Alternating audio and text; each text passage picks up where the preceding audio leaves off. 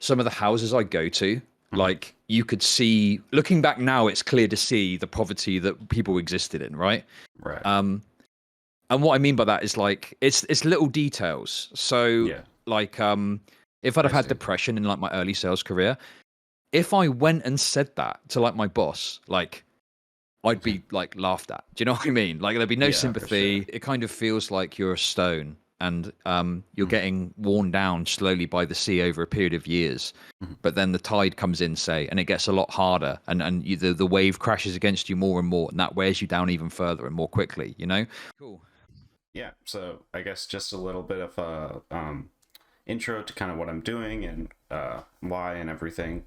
So I'm kind of working on a series called, which I call like Humans of Online Politics, which where the intention is just to like humanize the people in online politics, right? Who engage in this sort of stuff, primarily on Twitch, but not necessarily, right? And obviously part of that is doing interviews with different people to ask them about like why they believe the things they believe, the experiences which kind of led up to those sorts of opinions, and yeah, just go from there.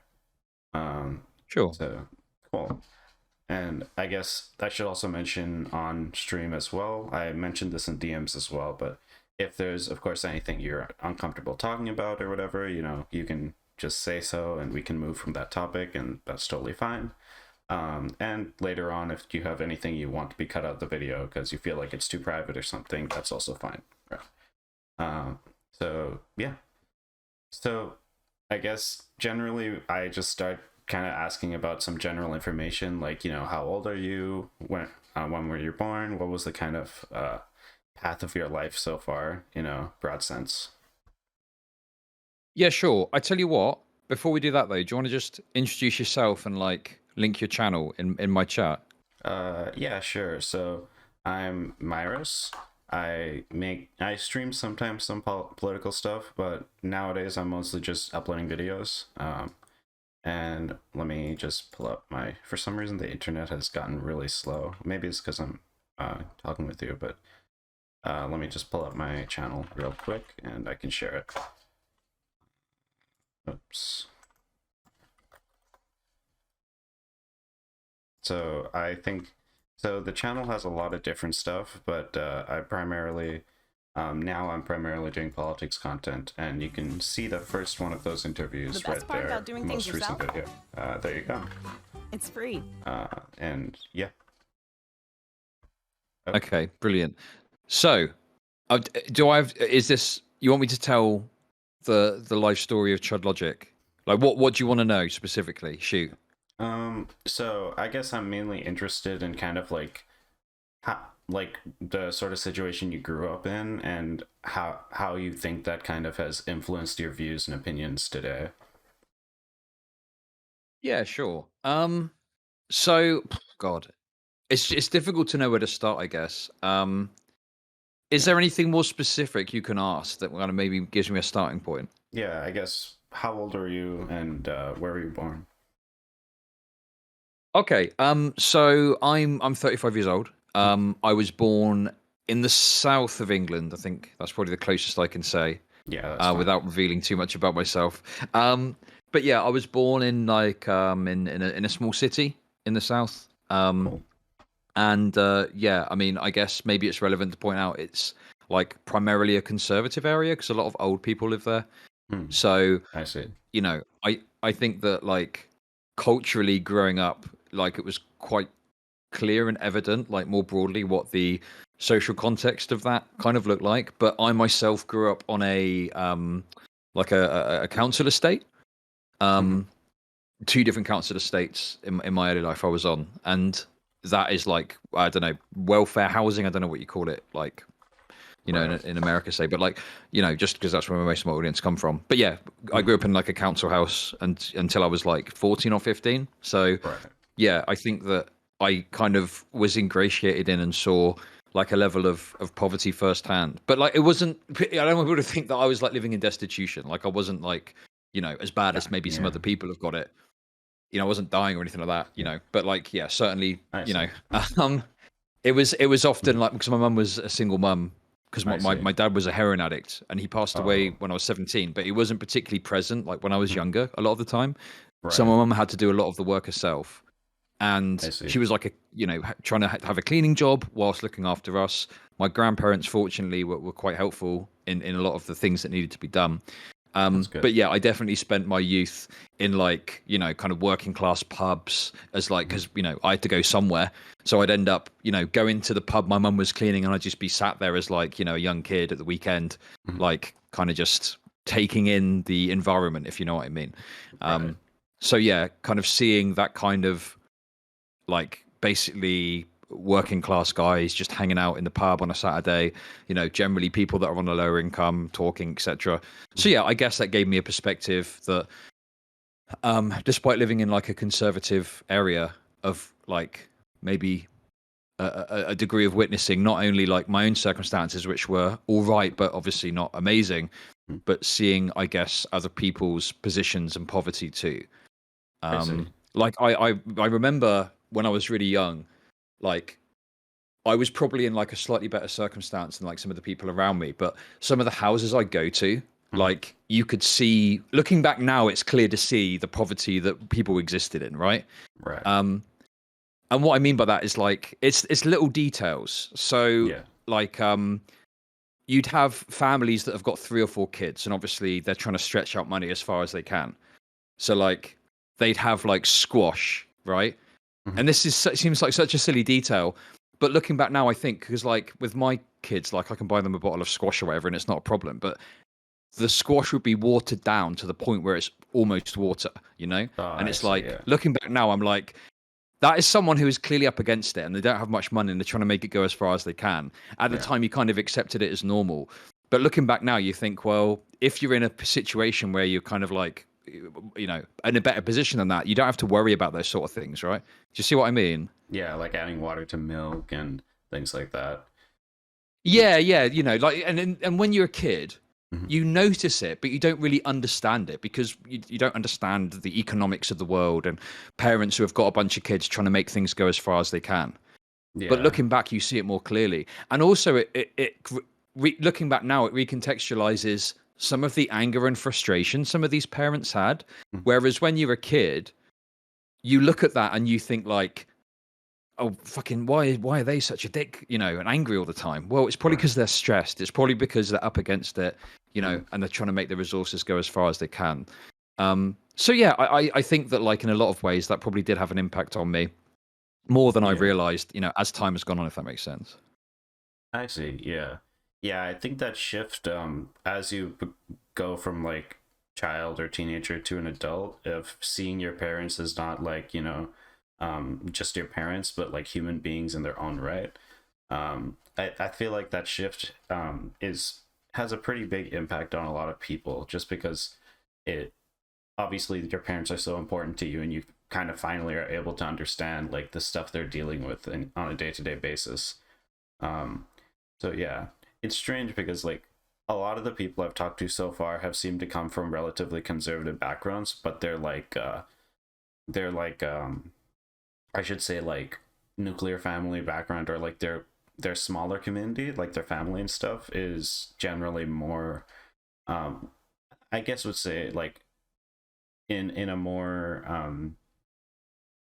uh like yeah, are just poorer, and I'm assuming a little bit more leaning towards a progressive sort of or maybe not progressive but left leaning sort of view. So yeah, cool. So I guess, have you been in England your entire life, or have you like moved around a little bit, or how's that kind of been? Yeah, I mean, I've lived in England my whole life, Mhm. but I've moved into various like different areas for a number of reasons. So, Right. like for example, the point at which my life stopped being like characterized by having some level of difficulty or poverty was probably when my mum met my stepdad. Mhm. And me and my stepdad never really saw eye to eye. He was like a military man who was in the army, and even from a young age, I was kind of like I had this like I guess anti-authoritarian streak, or like you know Right. I had criticisms of the army, and I grew up at a time with like 9/11, the Iraq War, so my perspectives kind of flew from that. I was very much against the Iraq War at the time, Right. and so on. So like, you know, moving in with him. Mhm. So basically, him and my mum met, and we were like in a council house at the time. Mhm. But then, my mum was able to buy the council house we were living in, and that was off the back of the right to buy scheme that existed, Mhm. where council housing in the UK was put up for sale by the Conservatives. Um, Right. and so I like see. that benefited me greatly personally, but like on a political level, it's something I kind of would disagree with. So it's a weird kind of dynamic where it's Mhm. like my life changed a lot because of that policy, but Right. I can look back broadly and see how overall, because of the way that policy came out, it had a negative impact on like stock of welfare housing and stuff and like council housing. But I see. anyway, that's a whole other conversation. That's a whole other tangent. But the point I'm Mhm. trying to make is, yeah, so like when I then my mum ended up moving in with this guy, Mhm. and it was a house they purchased off the back of selling this council house that had Mhm. been bought, and it was like an instantaneous shift. And again, it's not something you think about when you're younger, but Right. looking back, it's sort of like I went from living in an area that was kind of associated with poverty and strife and all this stuff to like, a fairly well-to-do kind of like suburb, sort of is the most closest equivalent, I guess. It's not quite the same in the UK, but somewhat like of a suburb in a small village outside of I see. like the council area and stuff. And yeah, like my quality of life improved, and I think I probably like somewhat like didn't like I say didn't really understand it, but now looking back, I can see it a lot more clearly. Mhm. Um, but even with that, even having the lifestyle improvement, because me and my stepdad didn't get on, like yeah, I probably did have like a difficult kind of teenage upbringing, and obviously not having my dad around probably had like an impact too. Yeah. Um, but like at school, I was very much like had the ability but never really applied myself. That kind of meme, right? Yeah. Um, For so sure. yeah, when I left school, I wanted to like be an actor and go into something creative. Mhm. But I ended up instead going into work for sales, which is obviously quite a high pressure, high stress job, Right. a lot of issues, etc. We can maybe get into that a bit, but yeah, that had a really, really big impact as well on my political views, my time in sales. But Mhm. yeah, I don't know. That kind of I guess sums up my early life and moving around. I see. So you have this big shift, I guess, when you're, if it was around the Iraq War time, I guess around like 15 or so, or Yeah, yeah, yeah. that's right. Right. Okay. Yeah, I see. Yeah, so I guess we can just talk a little bit about the sort of sales environment. So I know that like sales is obviously there's like um I guess it depends from place to place, but there's like the commission oriented thing and it's very results based. So I can see how that could be like a very stressful sort of job to have. And it seems like that was basically your first full-time job out of high school, right? Yeah, so basically, because I wanted to be an actor, I was working at my local like theater and Hmm. doing like what's called like behind the scenes like stagehand kind of stuff. Right. So it was kind of a very manual job. Um, but then I realized that like, hey, this acting thing is pretty tough. Like, it's not the chances of you making it big are very small, Right. and most actors are just going around the country to different theaters performing, etc. So I thought, and this was kind of led by my stepdad and my mum as well. It was like you've got to go and make some like real money. You've got to Mm. pay your way, pay us rent, etc., etc. Right. So yeah, I ended up going out and getting a job, like selling mobile phones for, and this makes my chat laugh all the time. A company called Virgin Mobile. You must know Virgin, Sure. Richard Branson, right? Yeah. Well, the Yeah, I companies are think called I'm Virgin. familiar. So Mhm. listen, chat, we'll get that meme out of the way now, okay? Okay. But that was my first sales job, and then I kind Mhm. of developed like through there, Right. and then basically like I don't know if there's anything you want to ask about that specifically, you can do, but I can kind of give you an overview of like how working in sales kind of shaped my view on politics, I guess. Yeah, so I guess like I'm curious about how like the workplace culture was in that sort of area. I'm not very familiar with that area, so like when Sure. you're interacting with your colleagues and stuff, you know, like So, how's that? Yeah. yeah, sales is probably one of the most like um like distilled versions of our overarching like political and economic philosophy in the world that you can find, right? Because it's like extremely individualized. Mhm. It's on your shoulders to perform, to deliver the results. Right. You are individualized to the point where you're pitted against each other. I see. And whilst there's like a degree of like working together that's kind of waved about a bit, it is very much like you are Competitive. an individual unit fighting everyone else to like get the results you need to move forward. Mhm. And that's something that I noted throughout my time in sales is just this constant push to individualize you, that everything is on your shoulders, it's up to you to perform, it's up to you to deliver. And it maybe changed a bit towards the tail end of my time in sales, but Mhm. certainly in like the early 2000s, I would say was before what you have now, which is probably like more so a bit of sympathy towards like issues around mental health and depression and stuff like that.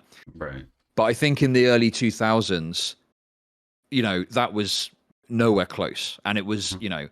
like if I couldn't imagine at that time if I mean, I had depression, it came later, but if I'd I have had see. depression in like my early sales career, if I went and said that to like my boss, like I'd be like laughed at. Do you know what I mean? Like there'd be no Yeah, for sure. sympathy.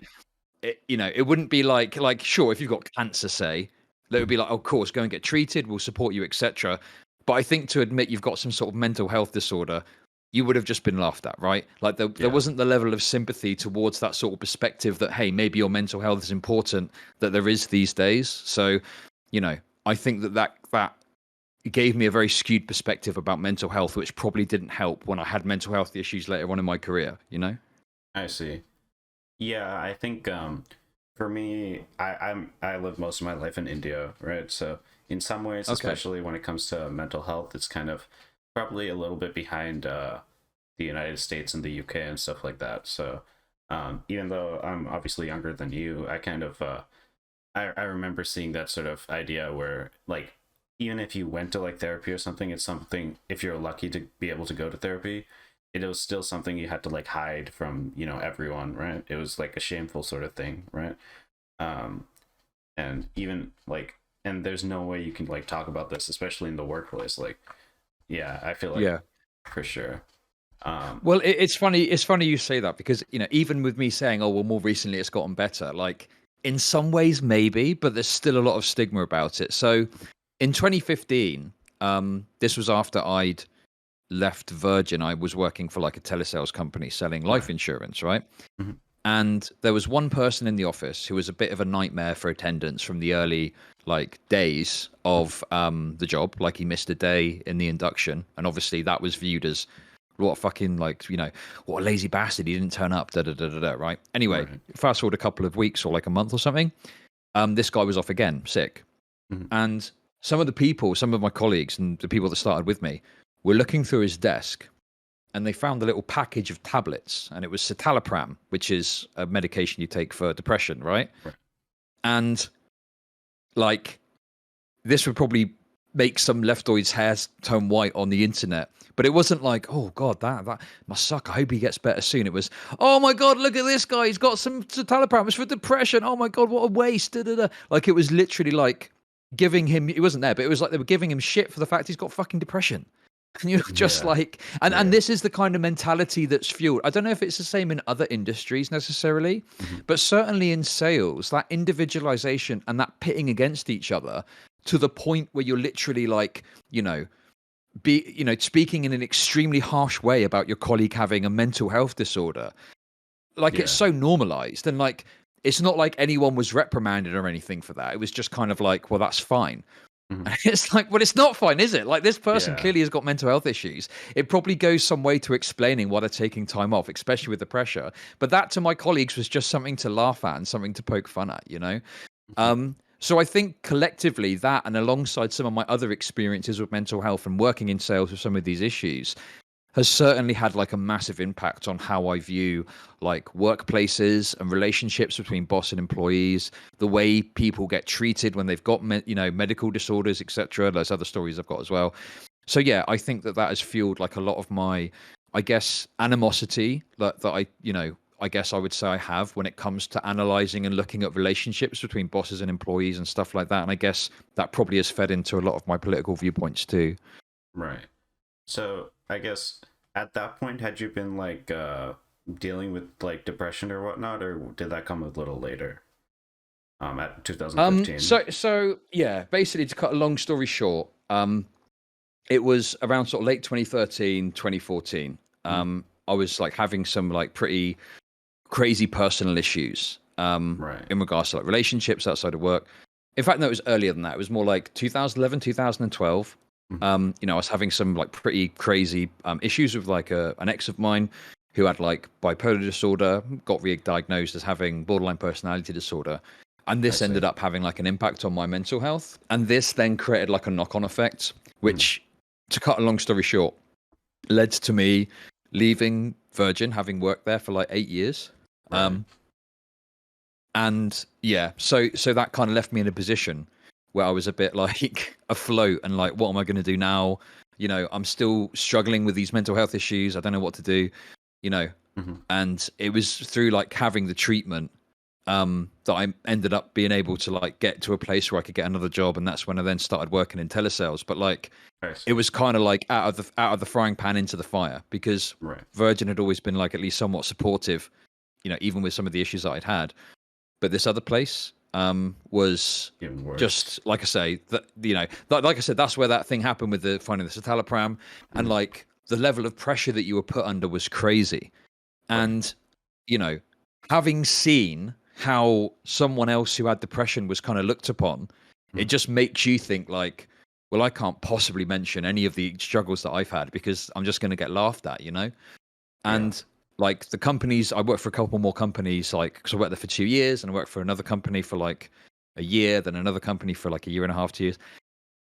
And throughout, you know, even though things have gotten better than from the early 2000s, you know, it just kind of makes you realize that you can have a top-down change of like, okay, if you come to us with some sort of like depressive issue or disorder, we're going to take it more seriously and so on.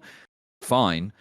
But like the culture doesn't change. And I think particularly in something like sales, that's what businesses rely on, is they can have like the nicey approach of, hey, come to us for your depression and we'll look after you. To a degree, that's true, as long as sick pay is sufficient. In some cases, it's not. But like, it's almost like they rely on that sort of individualized like viciousness that you get in sales in order to keep people in check. It's like, it's something that they would say that's bad, but they kind of like turn a blind eye to it to some degree because they know that that helps keep people in line. It helps keep people delivering. It helps keep people focused on selling. So yeah, I think that, you know, that's why sometimes like structural change can be important, but it can sometimes be used to obfuscate like a culture that exists that also needs to change to move forward, you know? And that is something that you kind of have to push to happen. It's not just going to happen automatically. And I think to this day, if I walked into any of these offices, I'm fairly certain that the culture of that kind of viciousness between individuals probably hasn't changed that much, you know? And it is absolutely like, you know, at the very least, turned a blind eye to by more senior figures, if not encouraged in some ways, you know? Right.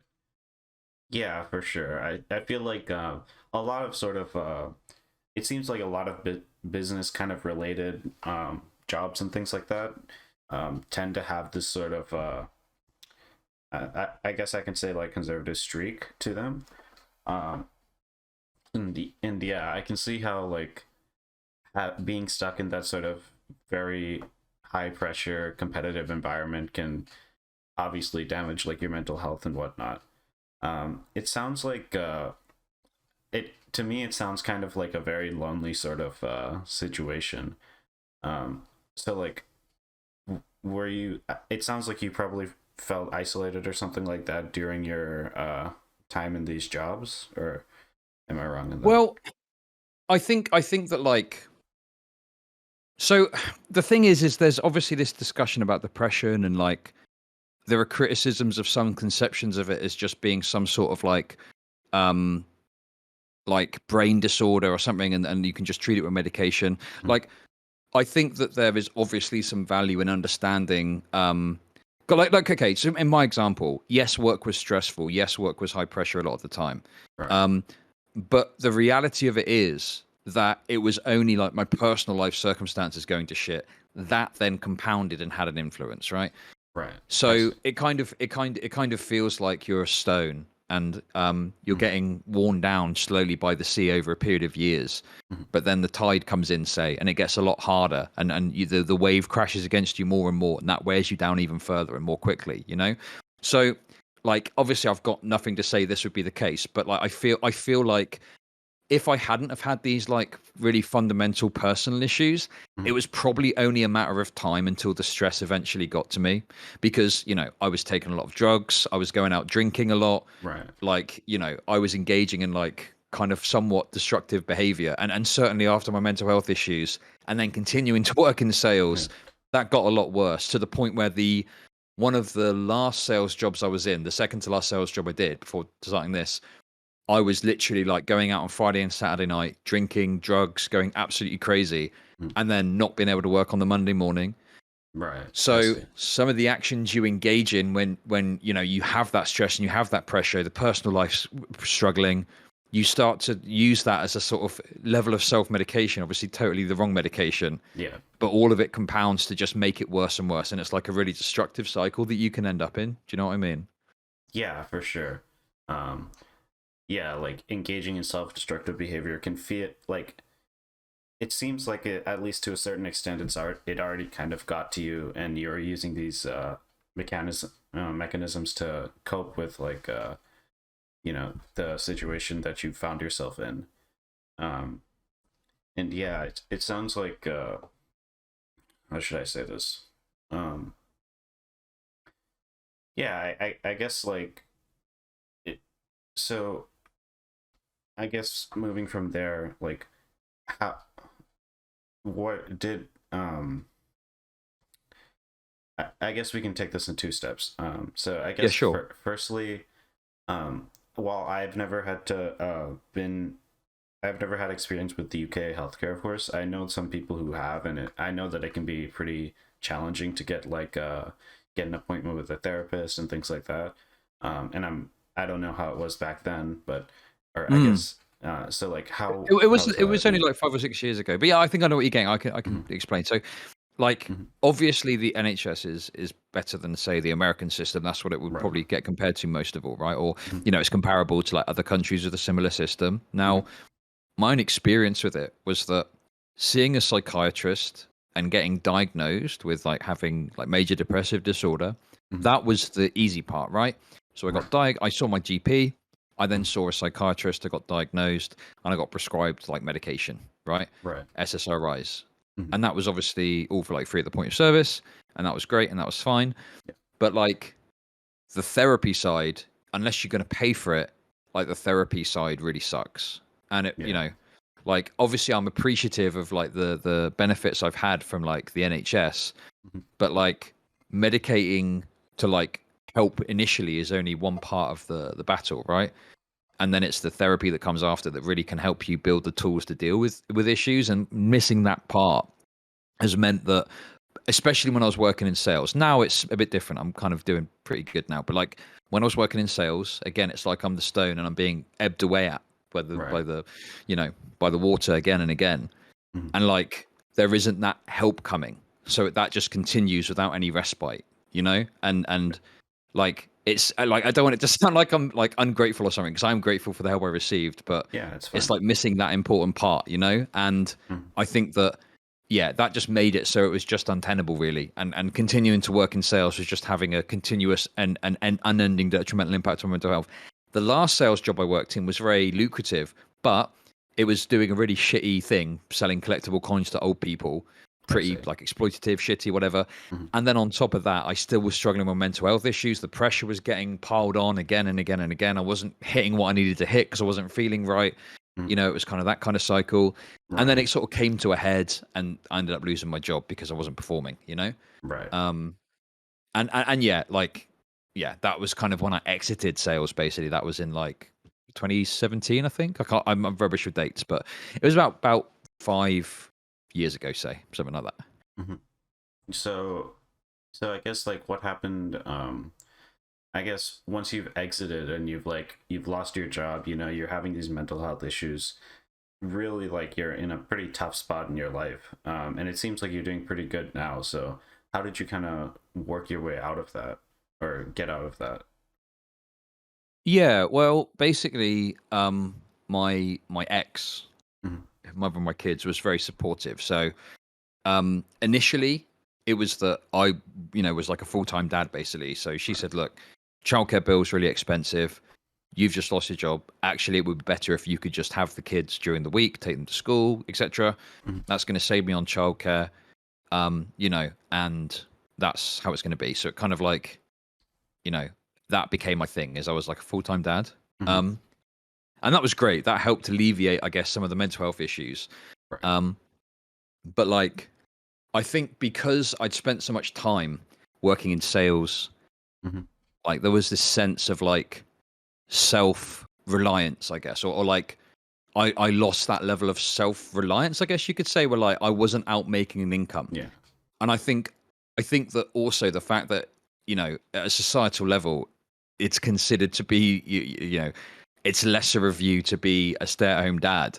Yeah. Even though I tried not to let it bother me, it definitely had an impact. And it was little Mhm. things like you'd be on the bus taking your kids to school, and there'd be someone like someone would Fine. comment on Yeah. it, right? And it Yeah. it wasn't like a massive like, oh my god, I was triggered or something. But it's just these little things that just Mhm. make you kind of reinforce that idea that, hey, what are you doing? You should be at work or whatever. Yeah. Um, I see. yeah. But yeah, basically, to cut a long story short, I was kind of at home. I'd gone through this arc of like when I had depression, I'd got into like the anti-SJW stuff.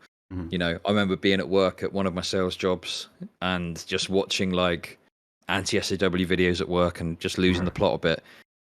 Right. Um, but like, I'd always had an interest in politics in one way or another, whichever side I was looking at it from. Mhm. And then one day I just decided to start a Twitter account. And Right. then off the back of that, I grew a small following of like 500-600 followers, Mhm. then decided to start streaming. And that gave me something to work on. Right. So initially I was like looking after my kids full time and doing it. But then like over time, Mhm. long story short, it's got to a stage where this is now like my full time job. Yeah.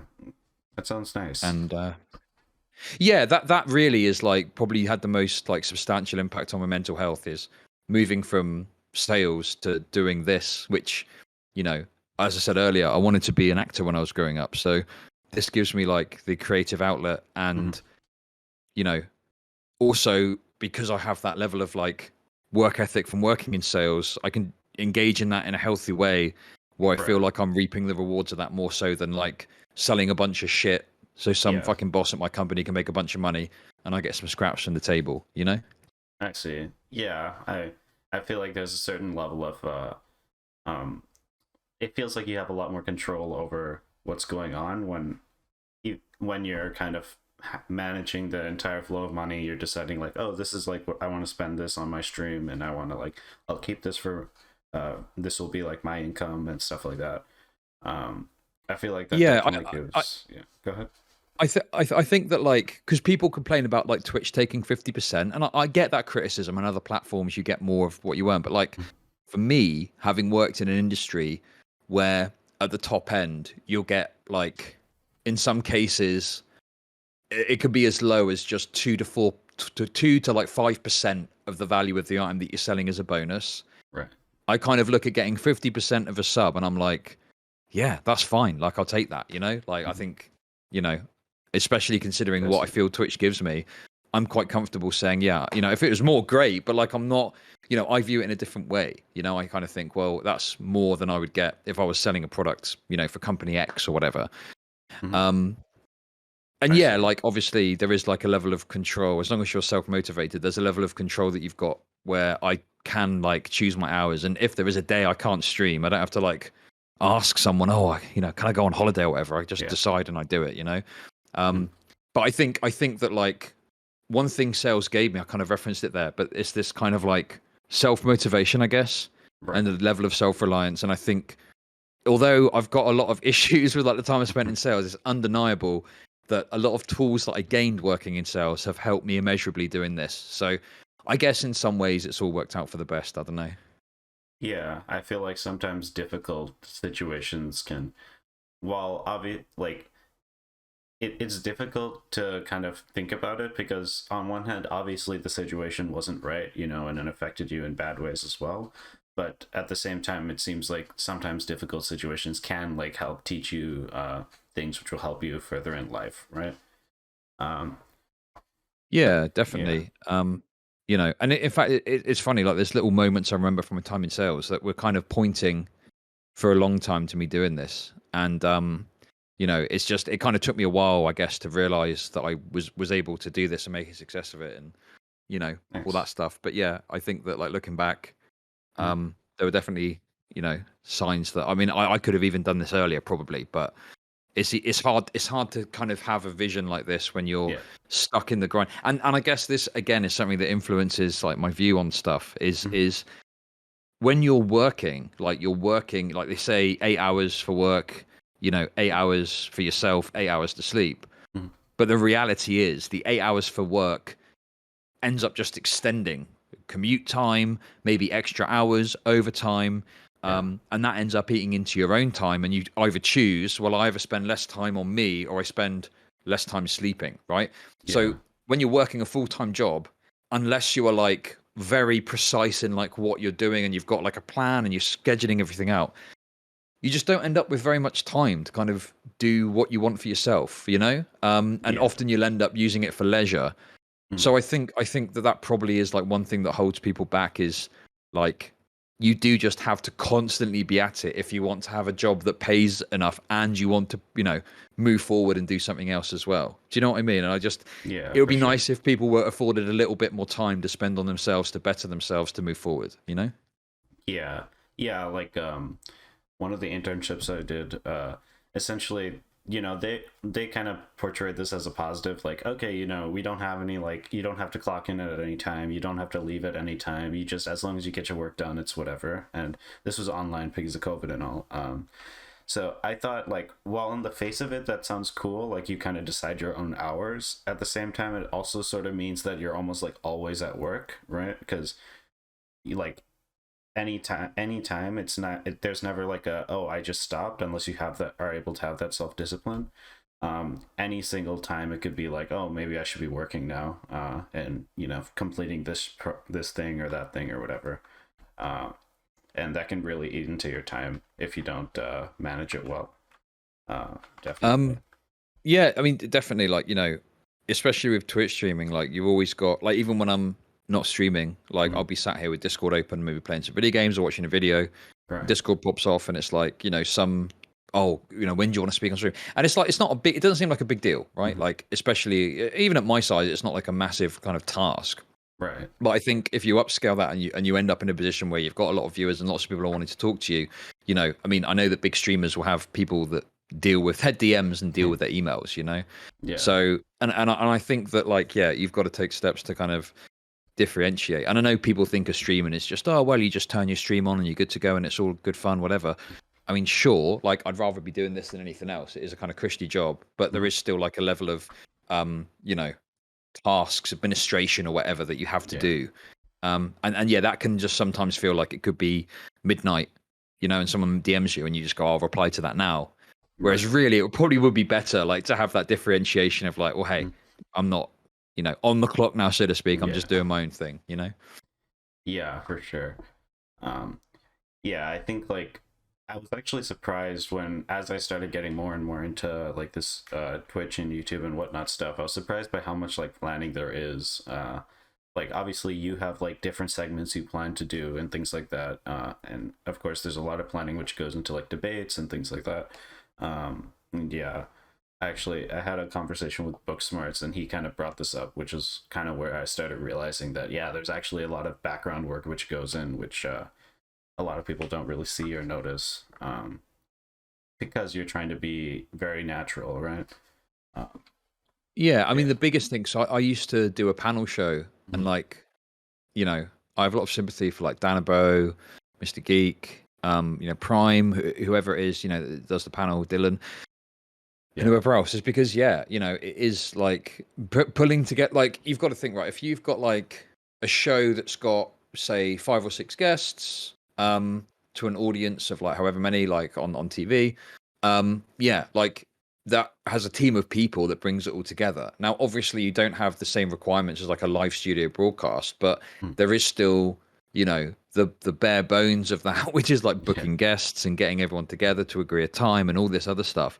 Right. And yeah, that is a job in itself, which is why you have people that do booking and stuff for these panels, because it is Mhm. like a task to pull it together every Yeah. week.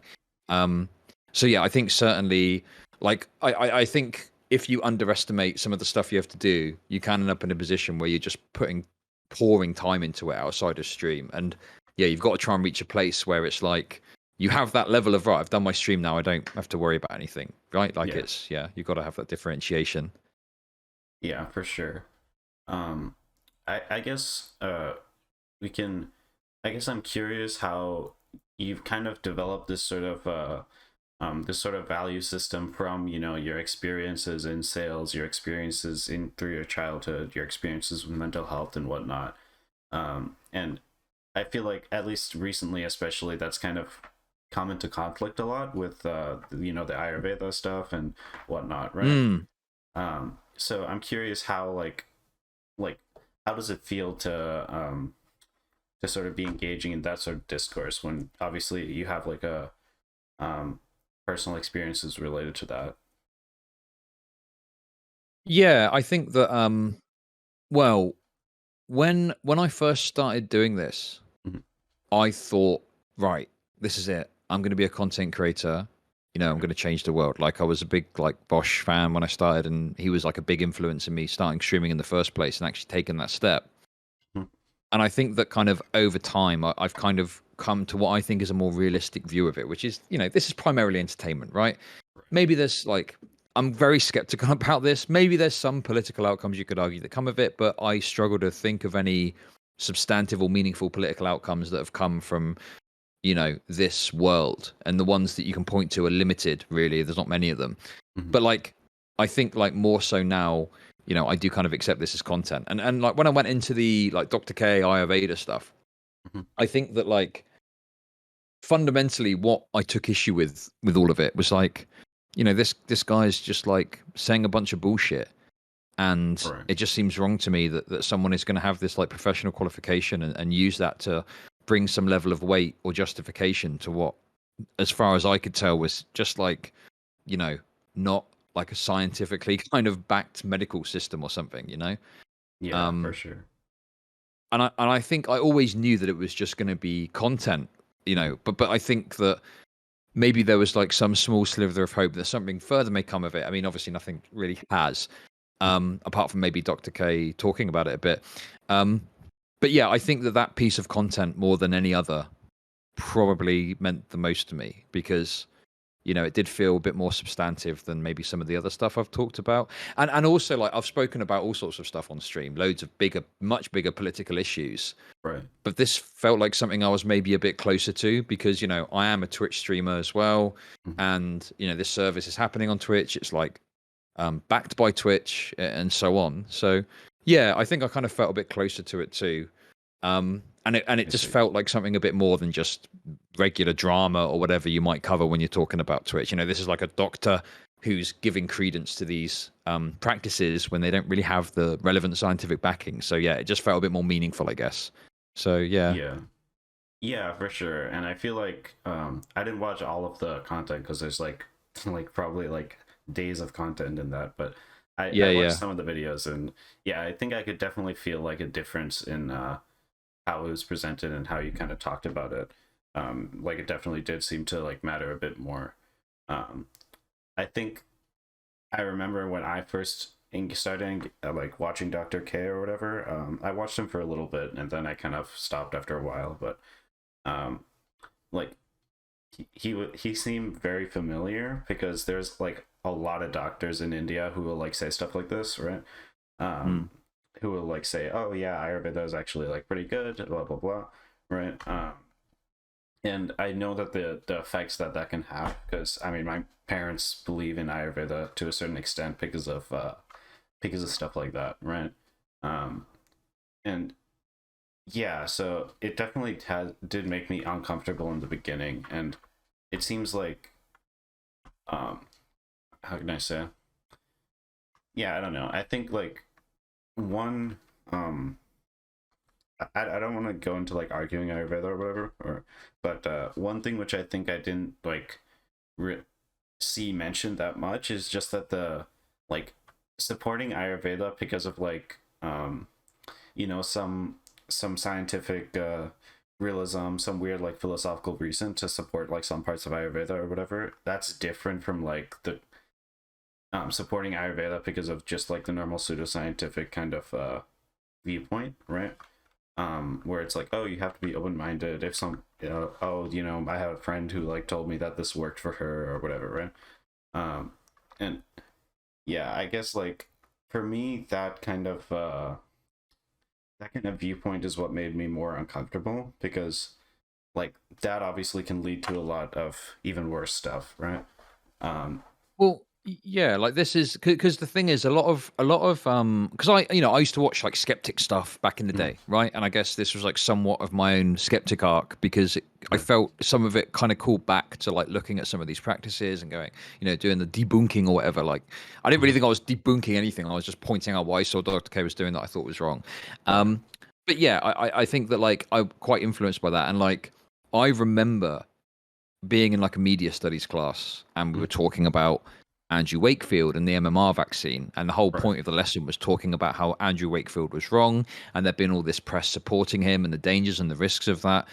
And that was when I was like 17, I think. So Mm, I think that living, because I was like living through the whole MMR vaccine scandal and then it turned out it was all bullshit. So I think that had quite a big impact on like my view on some of this stuff. And like right.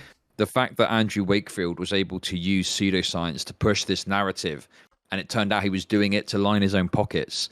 Um, Mm, yeah, it kind of, I guess, has given me a bit of a hair trigger for this sort of stuff. And I've said a few times, but like, if someone is just talking about something and it's purely like just purely spiritual, right? Like right. if some and it's alongside something that works. So for example, if someone's got cancer and they're having immunotherapy and they're praying, Yeah. I'm not like an edgelord atheist. I'm not going to, you fucking idiot. It's not the praying that's helping Yeah. you. It's the immunotherapy, right? But if Mhm. someone was praying instead of taking immunotherapy, well, yeah, that's probably where like a harsher word is needed because Yeah. they're going to fucking die unless Mhm. they take what they need to take. And I think Yeah. it's the same thing with this Ayurveda stuff to a degree. It's like, if it was just spiritual, like Mhm. whatever, it doesn't matter to me. But like what I saw as recently as 2021 was Dr. K like saying stuff that was just not true Mhm. in my mind from what I'd read about it. And it was just like, what Right. what the fuck is he talking about?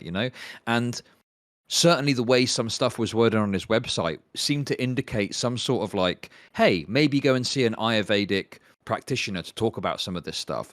Yeah. And I just think that pushing people towards practitioners of stuff like Ayurveda, homeopathy, whatever it is, Mhm. can lead to bad outcomes because then they're on the path of like, you know, thinking that this alternative medicine is the way to go.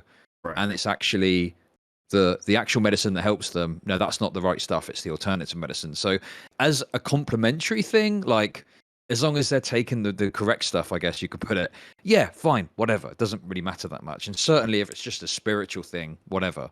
But I just don't think it makes sense to push people towards these sorts of directions because, yeah, I think that it can lead to outcomes where people don't take, the actual medicine that's working Yeah.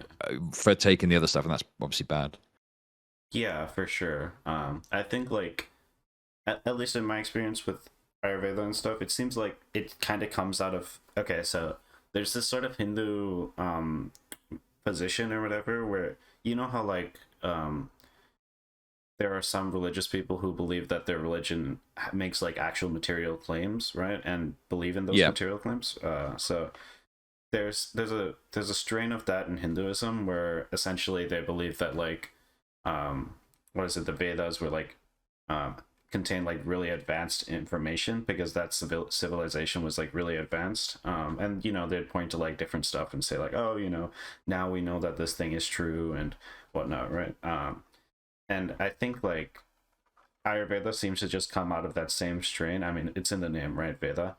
And yeah, so I guess like for me, I I thought it was a bit of a weird direction to go from, because normally you kind of go through Hinduism to Ayurveda, but Mm. obviously here we're kind of going from a different direction. but it definitely seems like you. Okay, so there are like it seems like there are three different levels of Indian or Hindu pseudoscience or whatever. There's like just the kind of, oh, the Vedas had like some cool information and seems like maybe they were like very advanced or whatever, which is still wrong, but generally doesn't get too far into like medical stuff or whatever. Then you have like Ayurveda and things like that. And then you have like I used to see this all the time when I was in India. There are like these shacks, just tiny shacks on the Right. side of the road. Oh And my God. Yeah. yeah, and they would just say stuff like, "Oh, they'll say some like random, cite some random like practice or whatever, and say like we're gonna like increase like the length of your dick or some shit," and it's like I worry that if I've never seen the inside of one, obviously, but like I just feel like once you walk in there, you're gonna get into like a cult or some shit. It's like insane. Um, and yeah, Well, yeah. This is why, like, when someone says, "Oh," like, basically the point they're making is you need to be respectful of this cultural practice, right? Because it comes from this culture. And my thought process is like, well, that's crazy because, looking into it, it struck me from what I could see that like Ayurveda in like rural areas in India, some people that's what they end up accessing, right. and it causes them harm because like they'll have conditions that could be treated with like Actual medicine, medicine yeah. that yeah, actual medicine that works, right? That has a proven track record or has got some study that shows it has a demonstrable benefit to them, but instead they end up relying on these like you know Ayurvedic treatments, which sometimes not only might not help but can actually make it worse because some of them have got like metal in. Because I think in India there's this historic aspect of like metal having some impact on the human body. There's a name Yeah. for it. Um, I don't remember the name, but yeah, I think like yeah, there's that idea for sure. In a few different and areas, yeah. yeah, and then that means that some of these treatments end up with like lead or mercury in, and obviously that's not every single Ayurvedic treatment, but like the idea that criticizing it is somehow bad because it's not respecting the cultural practice. It's like, well, no, like there's even groups within India that are critical of it because they're screaming like, no, we want to have like the clinically proven or the stuff that we have some insight into at least somewhat working that we can use, you know, to help people out. Like the answer is not to just be respectful of it for the sake of it coming from that culture. It's to, look at what it is. Does it work? Does it Yeah. not work? If it works, we can adapt that broadly to use more broadly. But if not, yeah, it's got to be replaced by something that does. I mean, yeah, I don't know. Like you say, your Yeah. parents were sort of into it. Is that Uh right? yeah, I mean like so there weren't like there it was kind of more of like let's cover all our bases, so take this medicine Right. and this thing. So Okay. it was I don't think we well actually there was one time we kind of did it as a replacement but for the most part it was like a more of an it was more of just a supplement sort of thing. So I didn't really mind until I kind of found out, actually through your stream, that there was like these risks with like the metals and all, right? Yeah. So I mean, I'm trying to get them to be more careful. We'll see what happens, but yeah, I mean, obviously, um, my parents are probably better than like the average Indian in terms of this sort of belief system, I guess. Okay. But yeah, I mean, it's definitely still there. But yeah, I don't know. I feel like sometimes I feel okay. I guess just going back quickly to the other point about like the cultural like disrespect or whatever. Like for me, okay, so when I was raised in India, this idea of like unity and diversity was like really common because India is like obviously incredibly diverse, probably the most diverse country, right? Like there's like 15 different languages in India, with different scripts. And if you start counting languages which have the same script but like different dialects, there's probably like more than 5,000, right? And so Yeah. like it feels weird to kind of say like, oh, this is part of like the Indian culture, like respect it because like there's a lot of people in India who don't respect each other's cultures at all. And there's a lot of different cultures in India essentially. So like I guess Yeah, it isn't in some places like the caste system is still like I think my understanding is broadly it's not something that is kind of approved by the government, say, but the Mhm. caste system still comes into play in some areas, I believe. Is that right? Yeah, for sure. I mean, I've mostly been in a city. I've lived in like a city for the most part, so I haven't Oh, okay. been in like engaged with the caste system that much. But yeah, I mean, it's definitely there. One like I know that like in the city, it's less of like, oh, this caste is worse or whatever, and it's more of just like oh, these caste people have like a different lifestyle, so maybe you shouldn't like you maybe you won't be good friends with them or something like that, right? Right. Okay. That's kind Yeah. of there is a bit of like I should say not isolationist, like Indian a lot of Indian people kind of want to be in their own community, and that kind of extends to the caste stuff to a certain extent. Um, but yeah. Yeah, I don't know what you think about this, but like my perspective on it is, I feel like American dominated conversations about like race and bigotry mean that it's difficult to express like your own countries or your own regions struggles with these things. Like for example, in Europe, there's two people that to an American they might think is white, no problem. But if you've got like a Polish person that came to work in the UK, it's probably better now. But when I was young, like they were treated terribly. They were treated as like you coming over here, taking our jobs, etc. And I would imagine that in India, like you do have these like issues that come up that can't be explained with like an American understanding of race because Yeah, for you know sure. Like they're looking at it in a binary way, right? yeah, like actually, let me think if I can say this without doxing myself. Uh, yeah, so like I was kind of in like the area where I was in there while I was growing up, that state actually split into two states, right? Damn. So there was like a lot of protests and stuff like that, and a lot of like cultural issues there, which I think wouldn't seem to make much sense from like an American or I guess just a non South Asian perspective, basically. Um, because like essentially like there it was based on like the past like kingdoms and stuff. It was like I mean I don't care that much about like cultural like those type of issues, but I mean obviously it's very important to some people.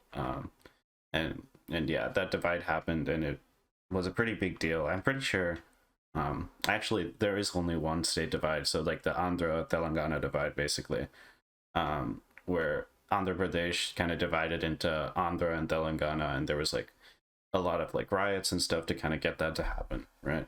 Um, and yeah, and I think like it's weird because like on one hand, obviously from an American perspective, it looks like these people are pretty similar, and they are to a certain extent. But like, if you go to Telangana and say something, and if you say the same thing in Andhra, even if it's like the same words, it could be like misinterpreted just because that's like how different the Right. Yeah. cultures are, right?